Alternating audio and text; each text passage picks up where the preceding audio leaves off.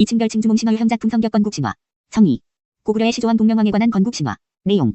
주인공인 동명왕의 이름을 따서 주몽신화라고도 한다. 동국 이상국집에 수록되어 있으며 그 밖에 삼국유사 삼국사기, 관계도왕릉비문의 서두, 동국여지승남의 평양조, 청장관전서 등에 수록되어 있다.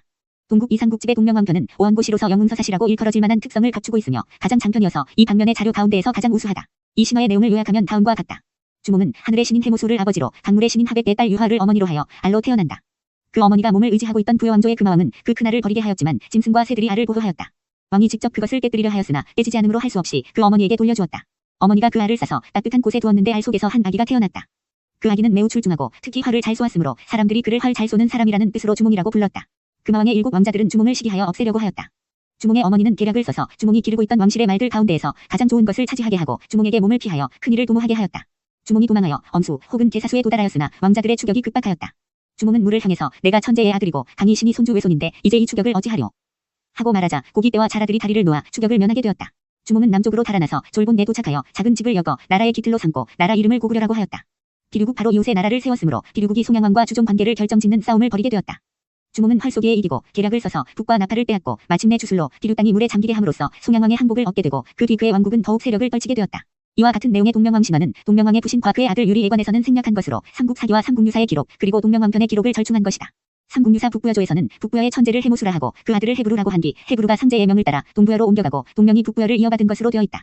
뿐만 아니라 북부여조의 바로 다음에 실린 동부여조에서는 북부여왕 해부루의 재상인 가관불이 꿈의 천재가 현몽해서 장차 나의 자손으로 하여금 여기에 나라를 세우게 할 것이니 너희는 피해가라 하니 이는 장차 동명왕이 일어날 징조였다고 기술하고 있다. 이 두 기록으로 보아 해모수와 해부루로 이어지는 혈통과 동명왕의 혈통은 별개로 생각된다. 왜냐하면 해모수가 천재로 일컬어지고 있음에도 불구하고 다시 또 천재의 이름으로 해부루를 내쫓고자 하였다면 두 천재는 서로 다를 수밖에 없기 때문이다. 그런데도 삼국유사는 동부여조의 바로 다음 조항인 고구려에서 해모수를 동명왕의 부신 자리에 앉히고 있다. 이 모순을 해결하기 위하여 삼국유사는 단군기에 가로되 단군은 서하 하백이 딸을 아내로 맞아 한 아이를 낳으니 그 이름이 부루이다. 이제 해모수가 하백이 딸을 취하여 주몽을 낳았다는 기록을 생각하건대 해부루와 주몽은 배다른 형제일 것이다라고 말하고 있으나 이 말로 해서 오히려 엇갈림이 더해지고 있다. 배다른 형제가 시가 다른 형제로 바뀐다고 해도 서하백과 하백이 동일한 존재임을 확인하지 않고는 논리가 합당할 수 없다. 그러나 삼국사기에는 유화, 꼭 주몽의 어머니가 동부여에서 숨지자 금화왕이 태후의 예로 장사를 지내고 태후 신묘를 세우매 동명왕이 동부여에 사신을 보냈다고 하였다. 유화가 금화의 태후라면 해부루의 비가 되는 셈이고 그렇다면 해부루와 동명이 시가 다른 형제일 수도 없게 된다. 그럼에도 불구하고 유화가 금화왕에 의해서 태후의 대접을 받았다면 이것은 중요한 시사가 될 수 있다. 그것은 고구려 왕조에 있어서도 유화는 동명왕의 태후이기 때문이다.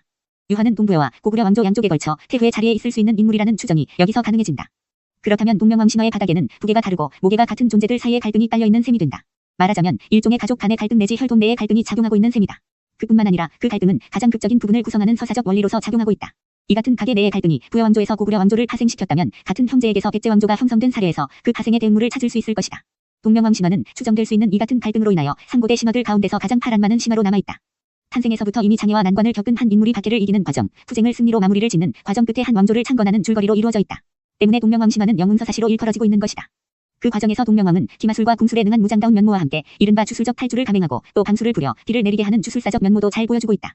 이 주술사적 무장이자 왕인 동명왕에게서 상고대 왕권의 편모를 볼 수 있다.